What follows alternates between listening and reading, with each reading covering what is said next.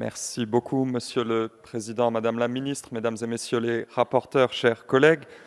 La France se mérite-t-elle encore un tant soit peu en 2020 ou est-elle désormais condamnée à s'offrir au premier venu qui viole ses droits et aurait des droits sur elle?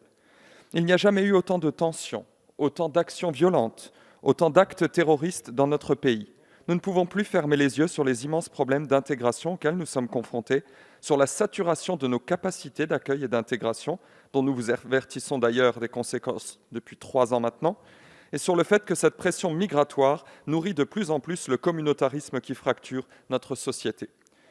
Et pourtant, 275 000 titres de séjour ont été délivrés en 2019, soit un record absolu.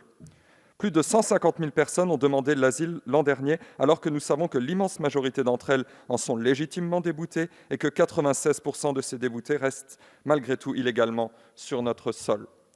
En 2019, près de 125 000 interpellations d'étrangers en situation irrégulière ont été réalisées. C'est le chiffre le plus élevé des 5 dernières années. Malheureusement, les expulsions peinent à suivre. Et ainsi, 30 000 immigrés illégaux finissent par être régularisés tous les ans alors qu'ils ont violé nos frontières et s'assoient sur nos lois.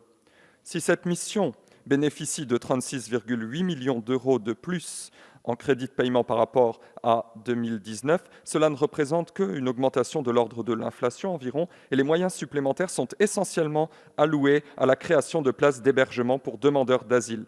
Car en effet, dans ce programme, 90 % des crédits vont à la garantie du droit d'asile, quand moins de 10 % d'entre eux sont des moyens accordés à la lutte contre l'immigration irrégulière.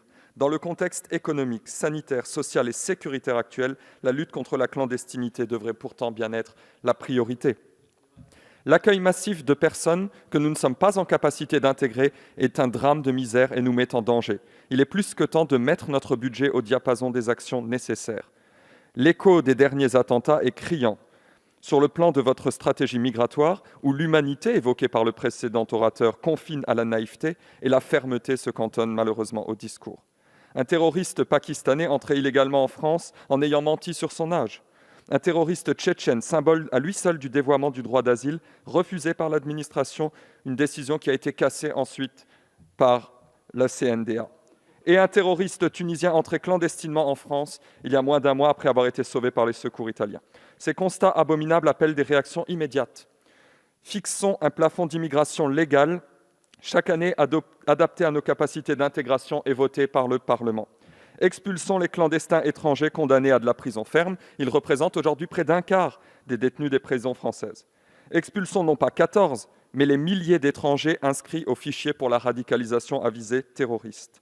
Imposons les examens osseux aux mineurs non accompagnés et considérons majeurs ceux qui refusent de s'y soumettre. Étendons la rétention de sûreté aux crimes et délits terroristes. Plusieurs centaines d'individus concernés seront libérés d'ici à 2022. Interdisons le retour des djihadistes sur le sol national et appliquons-leur systématiquement la déchéance de nationalité.